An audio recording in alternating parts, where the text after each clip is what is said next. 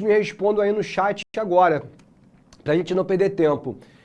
Eu lembro que a gente derrubou a Bastilha, mas eu não lembro se nós fomos lá em Versalhes capturar o rei e a rainha. Isso rolou ou não rolou?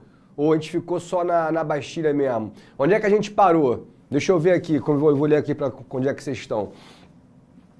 Tem que me falar, ó, o povo foi para Versalhes pegar o rei e a rainha já, ou ficamos na Bastilha?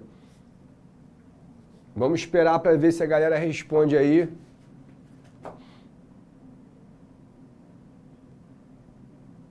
Não, não. Então, pelo que eu estou entendendo, paramos na Bastilha, não é isso? Então, beleza. Então, vamos lá, pessoal. 14 de julho de 1789, Jeremias e os parisienses roubaram 60 mil mosquetes no arsenal dos inválidos e marcharam contra a Bastilha, símbolo maior do poder de Luís XVI e do absolutismo francês. Isso foi em julho.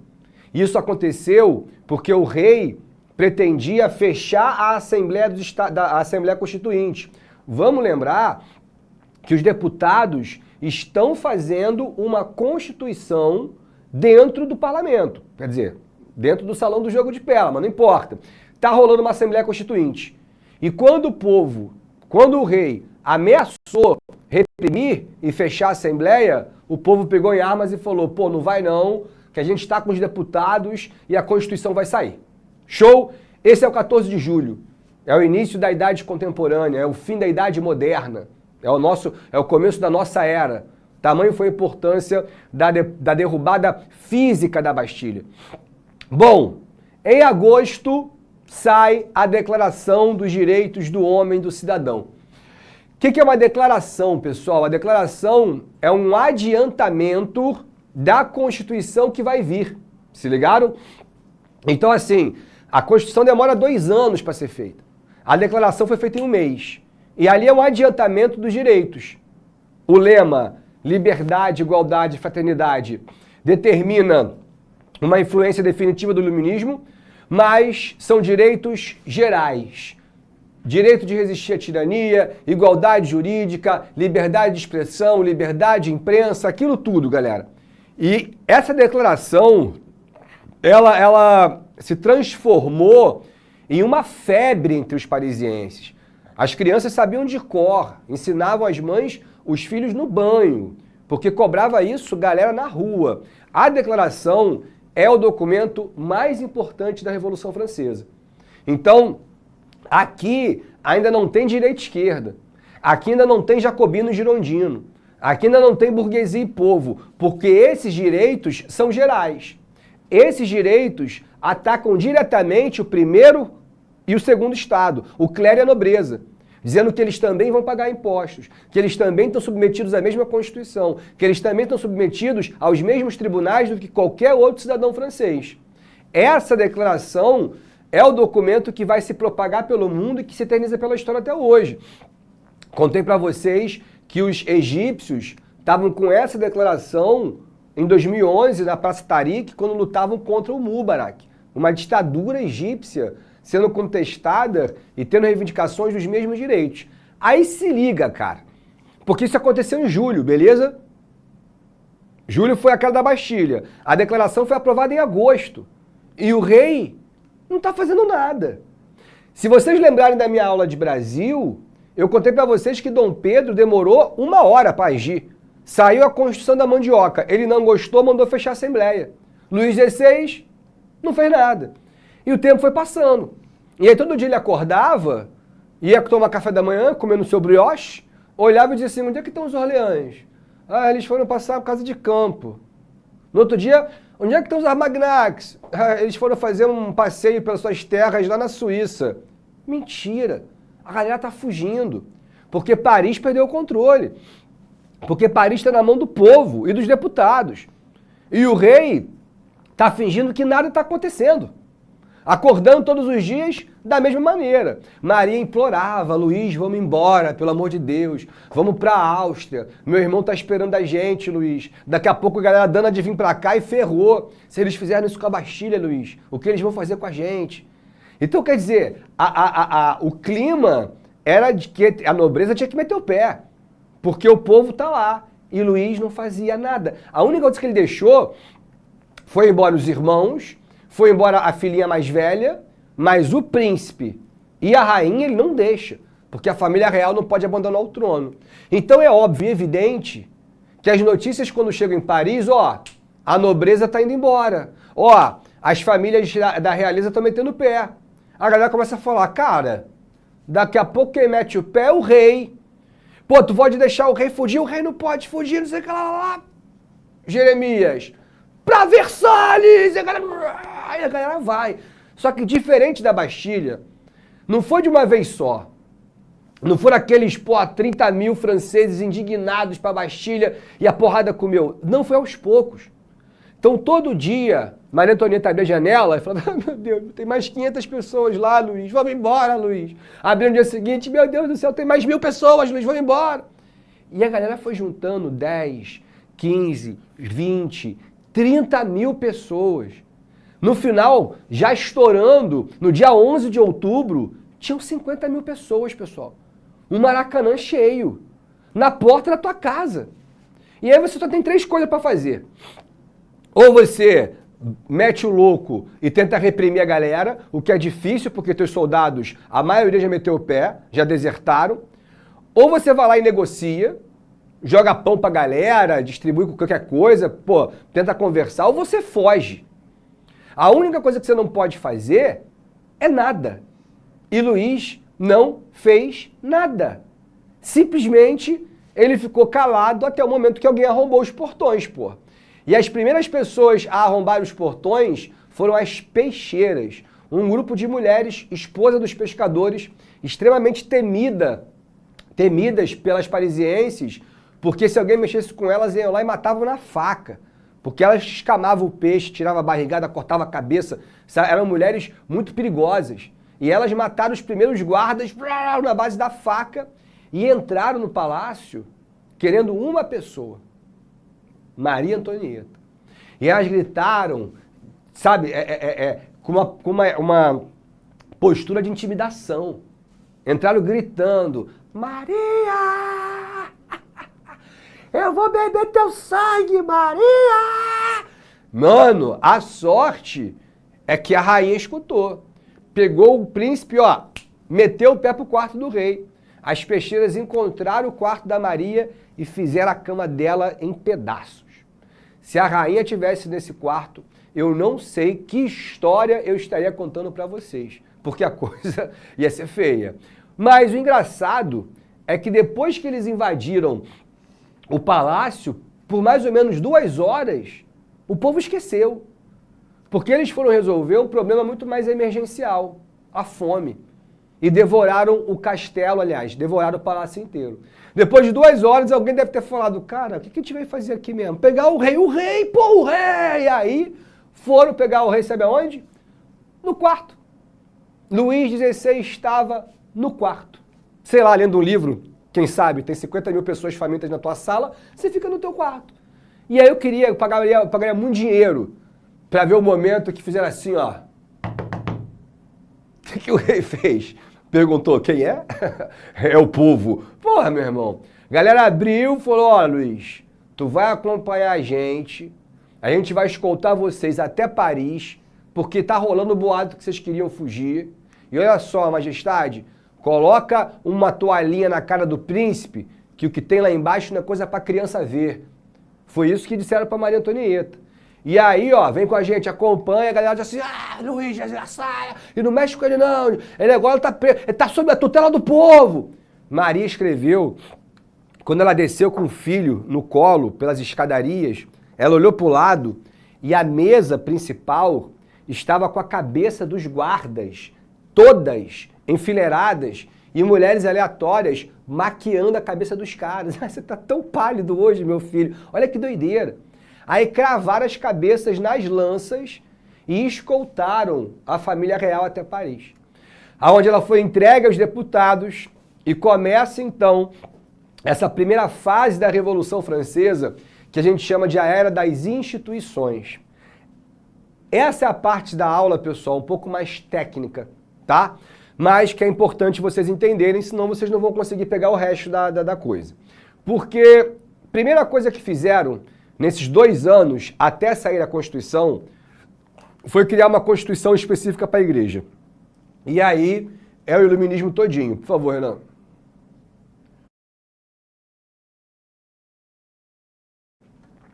Obrigado. Estado laico, irmão, separação da igreja ao Estado. Agora os membros da Igreja Católica vão pagar impostos, as terras da igreja são confiscadas e ou a igreja aceita ou não aceita. O Papa não aceitou, mas muito padre, muito monge aceita também. E a gente vai ter o clero que jura e o clero que não aceita. Agora, o mais importante é o seguinte, quando sai a Constituição, em 1791, 2 anos depois da Bastilha, 2 anos depois da tomada de Versalhes, essa Constituição demonstra uma traição. A burguesia afasta o povo. O povo queria uma república e a burguesia não proclamou a república. Fez uma monarquia constitucional. Ou seja, Luís XVI permanece no trono. Claro, com poderes imensamente reduzidos, mas ele é o rei da França. E existe um parlamento. E aí você fala, pô, professor, mas o parlamento vai ter representante do povo? Até vai. Mas não é o povo, porque ainda impede o povo de votar, porque o voto é censitário. O que é o voto censitário? O voto por renda. Afastando os mais humildes de um direito de cidadão que é acesso ao voto. E ainda proibiram as greves, cara. Ou seja, a primeira Constituição da Revolução, dessa era das instituições, é uma Constituição burguesa. É uma Constituição que vai quebrar o terceiro Estado e que vai dividir agora de maneira bem clara aqueles que sentam à direita, a burguesia, e aqueles que sentam à esquerda, os representantes do povo. E é aí que a Revolução começa a se modificar, porque a briga não é mais agora contra o clero e a nobreza. Agora começa a ter uma rivalidade interna. Vamos lá, pessoal. Os homens que sentavam à direita do partido girondino, Emmanuel Sieyès, Roger Ducos, esses caras, eles defendem um progresso econômico da França. Pagar a dívida externa, ter uma política de austeridade, fazer uma revolução industrial, investir em indústria de base, investir em tecnologia para ter um crescimento de PIB. E esses homens são donos das fábricas, donos das empresas, donos dos bancos, é a alta burguesia. São os homens ricos e sentam à direita, querem um progresso econômico, geração de emprego, aumento de consumo e aumento de PIB. O problema é que essa galera que senta à esquerda argumenta o seguinte, o povo não come PIB, filho. Não adianta você colocar o PIB 8% se não tiver distribuição de renda, se não tiver distribuição de oportunidade. Então, antes da gente falar em revolução industrial, a gente tem que falar primeiro em revolução alimentar. Tem que acabar com a miséria, tem que acabar com a fome, tem que erradicar o analfabetismo, tem que fazer a reforma agrária, tem que abolir a escravidão. Então, a esquerda, ela prioriza pautas sociais, enquanto a direita prioriza pautas econômicas. É claro que, gente, isso é muito superficial, né? Porque, não existe você combater a fome, a miséria, o analfabetismo sem dinheiro. E não existe um país perfeito se você não distribuir renda. A burguesia pode colocar o PIB lá em 10%. Mas se não houver distribuição de renda, vão assaltar o carro dele, vão sequestrar o filho dele, vão roubar a mansão dele, porque a violência está atrelada à pobreza.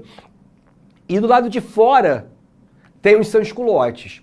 Esses caras, é claro que eles estão associados aos jacobinos. Os jacobinos, como são representantes do povo, eles têm as ruas.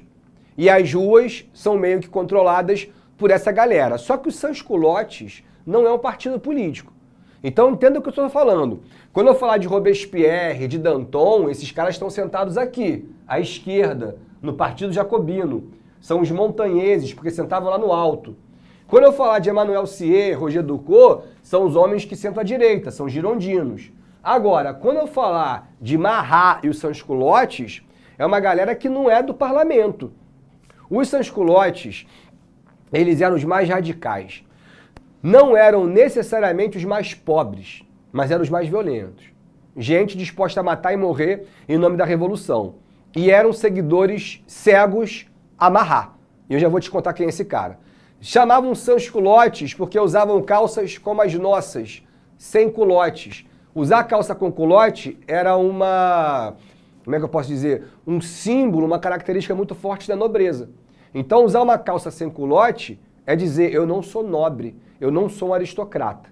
Então, vamos apresentar os nossos principais personagens desse momento. Esses são os dois maiores líderes jacobinos, as duas maiores vozes do partido, dois homens extremamente respeitados e adorados pela população. Quando falavam, ganhavam notoriedade dentro desse parlamento, são amigos, defendem os mesmos ideais, mas são pessoas completamente diferentes. Robespierre foi órfão, pobre a vida inteira, sempre estudou através de bolsa, se formou com louvor na Faculdade de Paris, na Universidade de Paris, foi 01 durante toda a universidade no estudo de Direito, virou um advogado trabalhista iluminista e um homem que, se você olhasse para ele, você via um nobre, mesmo sendo plebeu. Um cara totalmente irretocável, com a peruca, com óculos, com paletó, tudo extremamente no lugar. Um cara metódico e totalmente casado com a Revolução. Robespierre nunca foi visto com nenhuma mulher, também nunca foi visto com nenhum homem. Parecia um cara que tinha uma vida destinada aos seus objetivos. Era chamado de o incorruptível. Já Danton, também advogado, trabalhista e iluminista, assim como Robespierre, mas era completamente diferente. Era nobre. Ué, professor, mas a Revolução não está matando os nobres? Sim, mas ele mesmo era contra a nobreza. Queimou o próprio título de nobreza em praça pública. Agora, não queimou dinheiro, porque era rico, extremamente boêmio, alcoólatra, conhecia as prostitutas de Paris pelo nome. Era chamado o dissoluto. O incorruptível Robespierre, o dissoluto Danton, são os dois deputados mais importantes do Partido Jacobino. Tem um terceiro não tão importante assim, que é o Hébert, que é um cara radical pra cacete também, e que tinha uma ideia muito louca, que ele queria descristianizar a França. Ele queria apagar o cristianismo da história. E esse é o Marat. Marat era um jornalista fracassado, que ficou tão pobre, que foi morar nos esgotos de Paris, pegou uma doença terrível que escamava a pele dele, um homem amargurado, um homem com muito ódio no coração, e que em épocas de revoluções, esse tipo de gente acaba ganhando muita voz.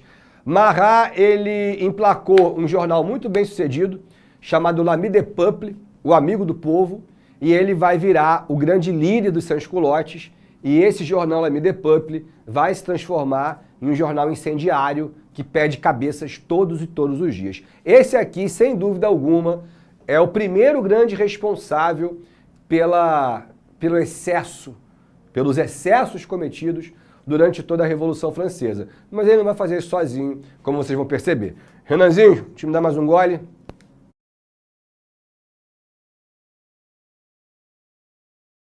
E aí é o seguinte, pessoal, tava tudo bem, tudo legal, monarquia constitucional, o rei assinando os papéis, e a direita e a esquerda disputando poder, mas dentro dos âmbitos constitucionais.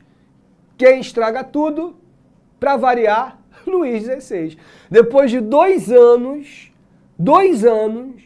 agora ele tentou fugir. Se disfarçou de plebeu, pegou uma carruagem e foi em direção à Áustria, encontrar o seu cunhado Leopoldo II. E ele quase conseguiu. Ele saiu de Paris, foi, passou por Chalon, virou em Varennes e a 80 quilômetros da Áustria ele foi capturado e devolvido. Entendam que agora Luís XVI se transforma em um traidor da pátria. Um rei que abandona o trono é um rei que viola a lei mais sagrada, que é o seu juramento com o povo e o seu juramento com o trono. Então, A acusação não é de fuga, tá ligado? É de sublevação contra o Estado. De que ele iria pegar um exército na Áustria para derrubar o governo revolucionário. E que era verdade. Então Luís XVI, ele nesse momento tá assinando a pena de morte. Quando ele volta, cara, os sans-culottes subiram na carruagem, começaram a pular. Vai morrer, vai morrer. E sacudindo na cara. E a criança chorando, e Maria chorando. Ninguém mandou tentar fugir. Agora, a situação vai ficar feia. Lá fora, Leopoldo II, imperador da Áustria, irmão de Maria Antonieta, ele está preocupadíssimo. Porque ele sabe que vão matar uma galera. Vão matar Luís, vão matar a irmã dele. Então, cara, ele precisa agir e não adianta. Nesse momento, a única forma de evitar a morte dos dois, e talvez nem consiga ser evitada, é a invasão. Mas a Áustria, o Leopoldo tem uma ideia.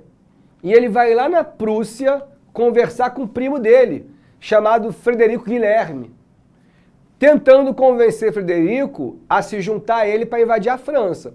Agora, pô, como é que tu vai convencer um outro rei de um outro país a invadir a França, mano? Não é assim. Mas ele consegue pela seguinte questão. Ele fala, Frederico, se os franceses cortam a cabeça de Luís e de minha irmã, quem garante, Frederico, que o teu povo um dia não faça o mesmo com você? Então, não é uma guerra somente para resgatar a minha irmã. É uma guerra para acabar com a Revolução. Então a ideia é que a Revolução Francesa poderia se propagar. Poderia ser um grande exemplo e um mau exemplo para o absolutismo, para a monarquia. E por isso os dois assinam a Declaração de Pillnitz e vão invadir a França. Aí você vê, cara, quem são os homens e quem são os canalhas.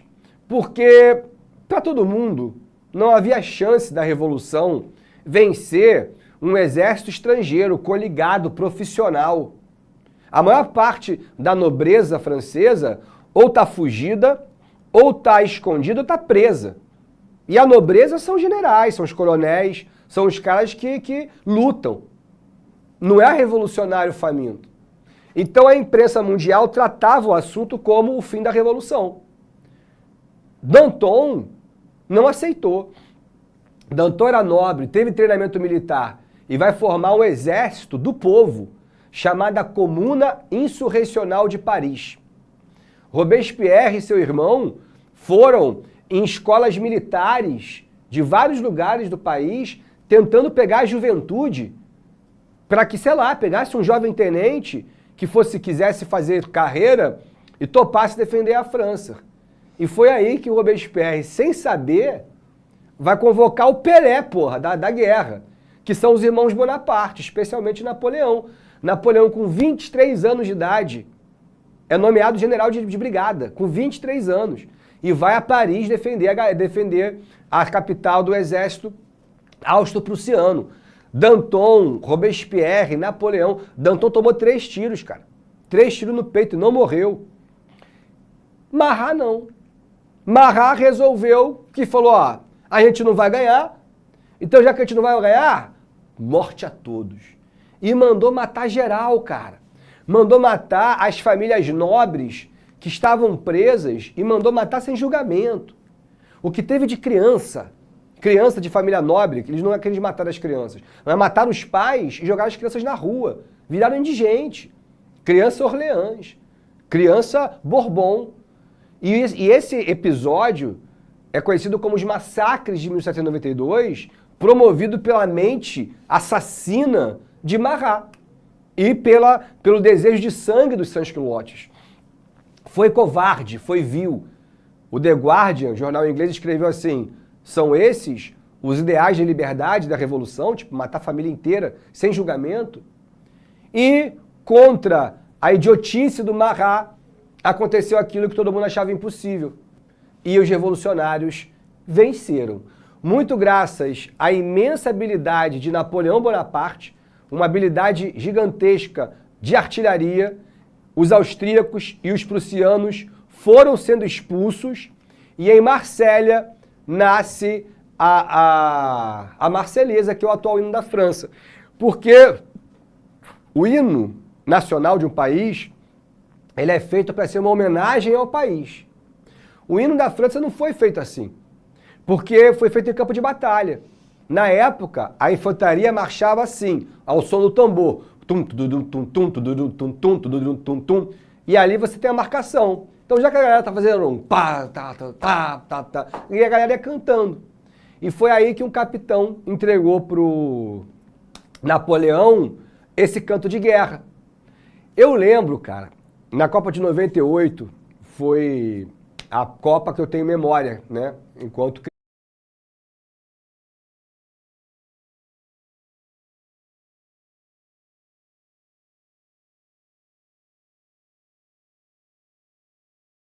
criança.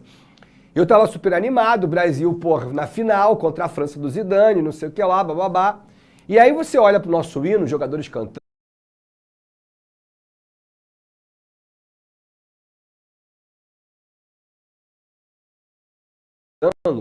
deitado eternamente em berço esplêndido, ao som do mar, à luz do céu profundo, fulguras, ó Brasil, florão da América, iluminando o sol de novo mundo. Pô, a coisa mais linda do nosso hino nacional. Aí quando eu fui ver os franceses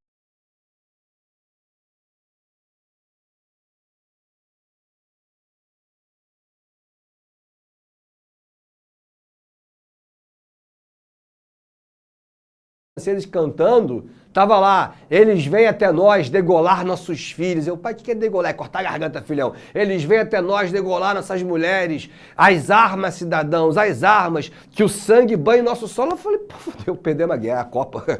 Os caras estão cantando com isso. E aí tu repara que o hino nacional da França é uma marcha.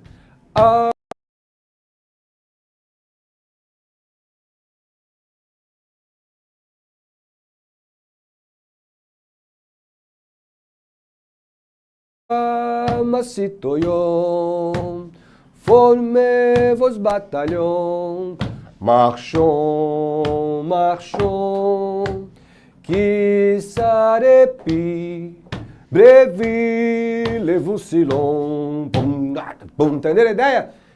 Por isso que, meu irmão, acontece qualquer coisa na França, a galera canta a Marselhesa, porque é um hino nacional, mas também é um hino de memória, de resistência, de luta, de bravura.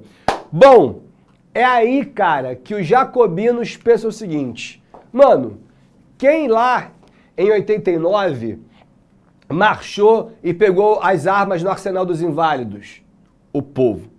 Quem foi que atacou e derrubou a Bastilha? O povo. Quem foi que pegou o rei e a rainha em Versalhes? O povo. Quem defendeu Paris de uma invasão estrangeira? O povo. Mas quem governa é a burguesia? Tu achas isso justo? Pô, não acho. E aí os jacobinos dão um golpe de Estado, afastam os girondinos e tomam o poder. E como prometeram ao povo, proclamam pela primeira vez a República Francesa. Por favor, Renan.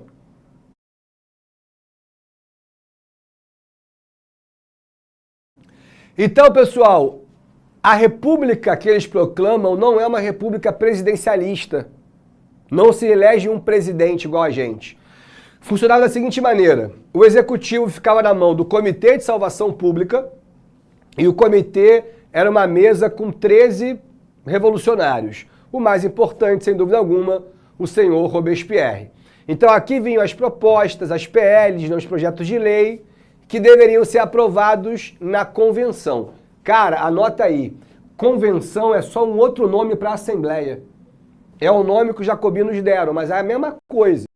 E aí o Danton funcionava como uma espécie de presidente da Câmara, que aprovava as coisas que o Robespierre queria no comitê. E essa Assembleia, ela é feita pelo quê? Por voto universal, não mais por voto censitário.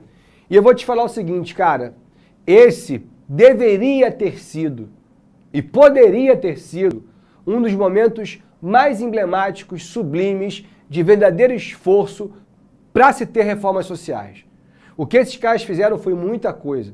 Declararam uma república, declararam o voto universal, quase aprovaram o voto feminino, porque A senhora Marie Le Chanton, se eu não me engano, ela vai publicar um documento chamado Declaração dos Direitos da Mulher Cidadã, combater a fome, criando a lei do preço máximo, tabelando o preço de gêneros alimentares, confiscaram terra da nobreza que fugiu e fizeram as leis de reforma agrária e no auge de tudo ainda, abolir a escravidão nas colônias, sendo a primeira revolução abolicionista da história. A professora, e a haitiana vai começar agora, logo no meio da Revolução Jacobina. Então, é uma assembleia que teve disposição e força para criar escola, para criar liceu, para combater o analfabetismo, e que tinha tudo, como eu falei, para ter sido a assembleia mais fantástica de todas. Professor, mas por que não foi? Eles não fizeram tudo isso? Eles não aprovaram tudo isso? Mas eles também inventaram isso aqui. O doutor Guillotin dizia que a guilhotina ela tinha dois objetivos. Matar todos de forma igual. Então a igualdade, lema da Revolução Francesa, é uma igualdade que tem que ser feita até na hora da morte. Então, se você fosse pobre, você morria afogado, esfolado, desmembrado, enforcado, incinerado. Agora, se você fosse nobre, não, decapitado. Então agora todo mundo vai morrer igual. E ele dizia também que era uma questão humanitária. Eu não sei quem contou para o Guillotin, o inventor da guilhotina, mas ele dizia que não doía. Você sentia só um leve frescor no seu pescoço, ai, Deus, e já estava em outro plano. A exata frase dele foi, o mecanismo cai como raio, o sangue jorra, a pessoa deixa de existir. Porra, simples, né? É isso, didático. E a guilhotina foi testada primeiramente com os guardas do rei. Até que em janeiro de 1793, o próprio Luís XVI também vai ser condenado à morte. Se despediu da Maria Antonieta e de seu filho no quarto, prometeu voltar no dia seguinte, não voltou, e quando estava no cadafalso, suas últimas palavras começaram da seguinte maneira: respeito a decisão de meu povo, mas receio que essa decisão possa despertar a fúria de Deus. Cara, meu irmão, quando ele meteu essa, que se eu morrer, Deus vai ficar puto, a galera já começou lá atrás de Jeremias, corta a cabeça dele, porra! E aí todo mundo com o tambor. Ele não conseguiu falar. Morreu melancolicamente igual nasceu. Sua cabeça foi exposta a canhonaços e champanhe e vinho, carnaval em Paris, comemorando a morte de Luís XVI. Esse é um ano que começa a coisa a ficar feia, porque a guilhotina não parava de funcionar. Só parava de funcionar domingo, mas de segunda a sábado, filho, todo dia morria 5, 6, 5, 6, 5, 6. E quase sempre por conta de Marat. Marat não parava de escrever e mandando acusar e conspirador e não sei o que lá. Até que uma menina de 16 anos, chamada Charlotte Corday, saiu do interior da França e foi a Paris. Ela tinha um sonho, conhecer Marat. Foi orientando ela e ela descobriu onde ficava a casa do amigo do povo, que a essa altura não morava mais no esgoto. Ficava o dia inteiro numa banheira com ervas medicinais para curar o problema de pele. Charlotte, então, foi levada até Marat e falou: Marat, eu tenho uma lista de inimigos da revolução da minha cidade. Porra, era tudo aquilo que Marat mais gostava de ouvir. Falou: me dê, menina. E amanhã todos estarão na guilhotina. Ela foi e entregou para ele. E enquanto Marat lia, distraído, ninguém prestou atenção naquela cena. Então ninguém percebeu quando Charlotte colocava a mão por baixo do sutiã, puxava um punhal e dizia: Marat, clá! E cravou no peito do Marat, que morreu na hora e que vai tentar ser imortalizado por esse quadro de Jean-Paul David, um tributo a Marat, um cara que gostava do Marat e que depois da Revolução foi colocado no ostracismo por querer pintar um Marat épico, um Marat heróico. Se você ler a carta, ele está perdoando Charlotte. Que caô! Fala sério. Charlotte foi espancada no mesmo momento. E quando foi condenada, perguntaram por que ela fez isso. E ela respondeu, agora que ele está morto, a paz voltará ao meu país. O sonho de paz, infelizmente, morreu junto a Charlotte Corday. Ela é uma das mais novas guilhotinadas na Revolução. E a morte de Marat vai despertar a fúria dos sans-culottes. Os sans-culottes ficam completamente indignados, assim. E aí tu percebe que mesmo sendo, cara, praticamente o presidente da França, Robespierre sentia inveja de Marat. Porque por mais que ele tivesse o partido jacobino, Marat tinha os sans-culottes. Homens dispostos a matar e morrer por ele. Então, para atrair os sans-culottes para Robespierre, Robespierre deu aquilo que os sans-culottes mais desejam, mais gostam. Sangue. E não qualquer sangue. Sangue real. Chegou a vez de Maria Antonieta ser julgada. Ela foi julgada por um tribunal popular, acusada de dezenas de crimes, uma rainha de 35 anos, envelhecida pela Revolução, sentada no banco dos réus, sem disposição para se defender de nada, porque sabia que não ia adiantar nada, até que o momento Reber, que era o acusador, estava tão querendo causar alguma reação que ele vai e acusa ela de ter relações sexuais com o próprio filho, um menino de 9 anos. E aí ela se levanta. Quando ela se levanta, todo mundo cala a boca. E ela diz exatamente essa frase. Eu apelo para a consciência de todas as mães aqui presentes que não estremeçam com horror de tamanha ideia. E aí as mulheres olharam para Reber, tipo assim, o animal, pô, tá de sacanagem? E Robespierre humilhou humilhou Reber dizendo, tolo. Uau, que humilhação. Bom, Maria Antonieta não escapou da guilhotina e, diferente de Luís, ela não foi numa carruagem fechada, ela foi numa carroça aberta. Então, dali até a guilhotina, ela foi, meu irmão, atacada, cuspida, escarrada. Ela chega na guilhotina já extremamente acabada e, nas suas últimas palavras, a única coisa que ela dizia era: permita meu filho viver, permita meu filho viver, permita meu filho viver. Maria Antonieta foi guilhotinada e o que fazer com o filho dela? É um Bourbon?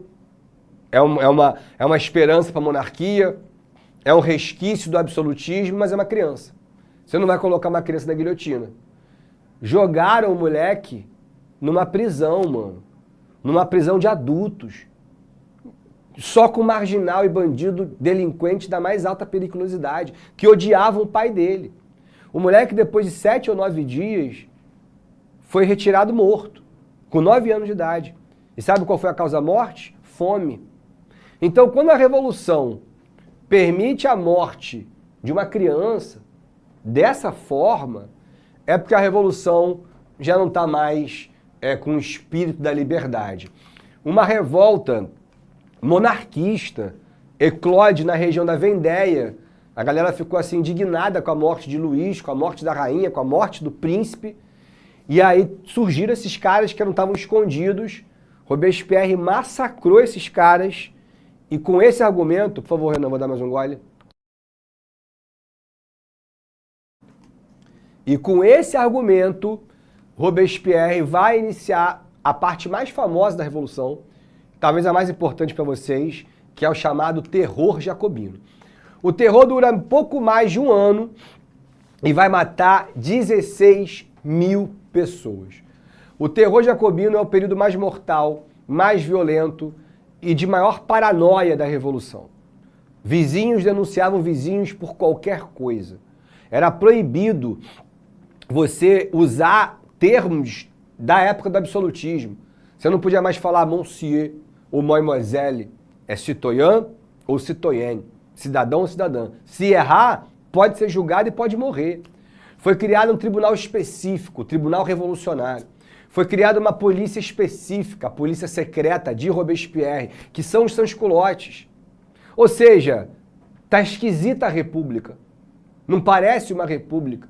Parece muito mais uma ditadura que está se formando, porque Robespierre tem a força armada, que é a milícia, e tem o tribunal, que é a justiça, na mão dele, e que trabalham para ele.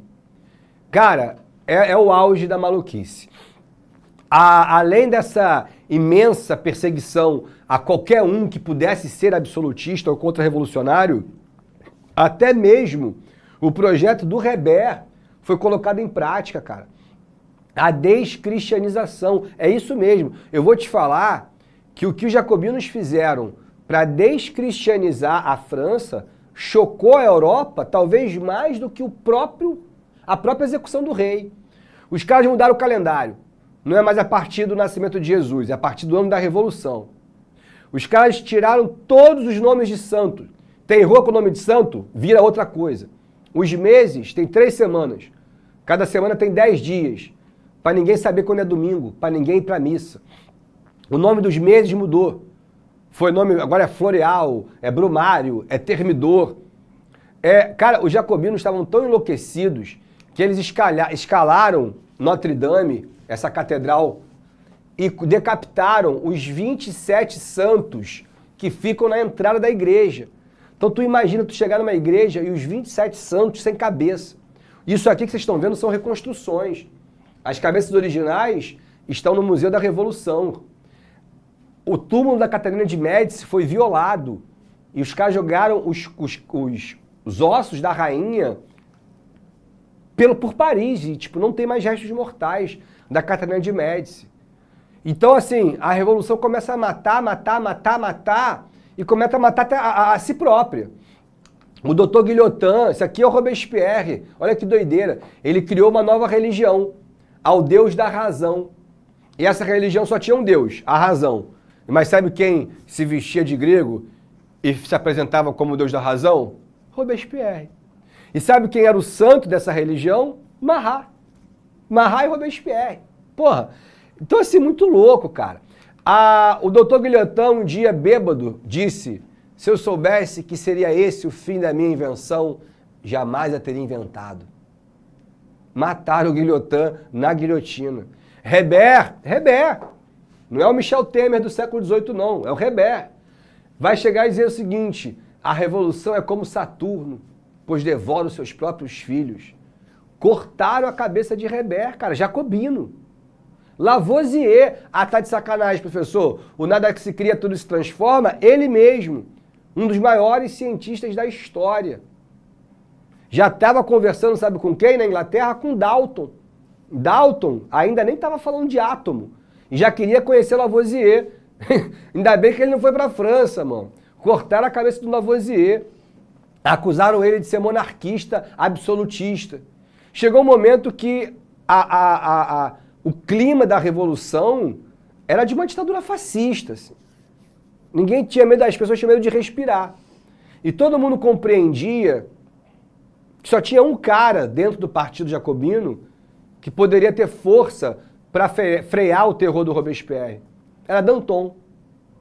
Danton viajou por 2 meses. Ninguém sabe direito com quem ele conversou, quem ele encontrou, mas o que a gente sabe é que ele volta determinado a acabar com os comitês do Robespierre, acabar com a polícia secreta e proclamar uma república de verdade, presidencialista.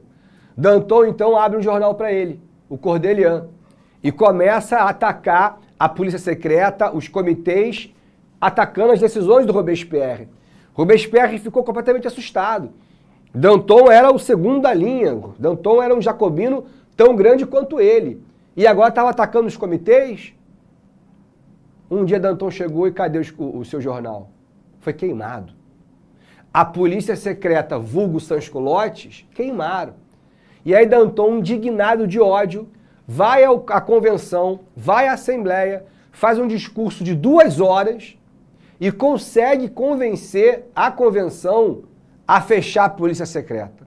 E foi a primeira vez que a convenção desobedeceu os comitês. Foi a primeira vez que a Assembleia atacou Robespierre. Danton saiu ovacionado, saiu em cima do ombro das pessoas. Herói, agora o terror vai acabar. Danton vai nos salvar. No mesmo dia, Robespierre foi à casa dele e falou: Danton, retire o que você disse. Vá amanhã ao parlamento. Você não pode atacar os comitês. E Danton falou assim: eu não tenho medo de você, de Robespierre. Eu vou atacar sim, eu vou acabar com você. Robespierre falou: então tá bom. Dali, Robespierre foi pro comitê, acordou geral e mostrou um documento dizendo que ele queria a prisão de Danton.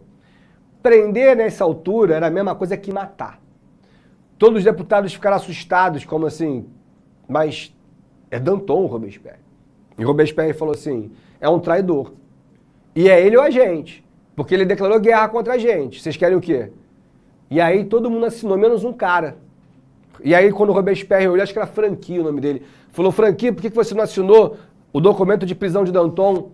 Ele olhou e falou assim, Robespierre, vinha a revolução para fazer heróis, não para matá-los. Na mesma noite, a polícia secreta foi na casa de Danton e prendeu Danton. Nos próximos 3 dias ele foi julgado. No último dia, já sem nenhuma voz, Danton abriu assim o peito, plau, e mostrou as cicatrizes da bala e disse, essas eu dei à revolução, a vocês desgraçados. Aí ele abriu assim as costas e mostrou para os juízes, domem minhas costas, matem-me, covarde, como assim, estão me matando por trás, né? Estão me apunhalando por trás. E não teve jeito, cara. Até o grande Danton também vai morrer na guilhotina. Antes de morrer, Danton disse, o que me consola é que atrás de mim virá o bastardo Robespierre. Quando Danton morreu, Robespierre não compreendeu que era o seu fim também. Porque ao cortar a sua própria carne, você acaba morrendo junto. Robespierre foi traído e entregue de mão beijada aos girondinos. Os girondinos invadiram o comitê, mataram uma galera e disseram, não matem Robespierre, ele tem que morrer na guilhotina. Só que Robespierre estava lá em cima e ele viu, e ele saiu correndo para o gabinete, se trancou no gabinete, os girondinos começaram a arrombar a porta. Quando arrombaram a porta, Robespierre estava com uma arma na mão. Os girondinos, larga isso aí, rapá. Tu vai morrer na guilhotina, Robespierre. Na guilhotina jamais morrerei. Deu um tiro na boca. E os girondinos, droga! Revistem tudo, peguem todos os papéis. A galera estava revistando. Daqui a pouco alguém olhou pro chão, pisou. Quando pisou no Robespierre, ele tá vivo! Robespierre estava tremendo tanto que ele virou a arma e a bala saiu pelo maxilar, pela bochecha, ploft. Aí os girondinos falaram assim, trataram dele, cuidaram dele direitinho e levaram ele para a guilhotina. Robespierre foi devidamente executado no dia 27 de julho, no chamado golpe do 9 do Thermidor. Agora os girondinos voltam ao poder nessa última fase da Revolução Francesa. E aí o que eu vou fazer com vocês?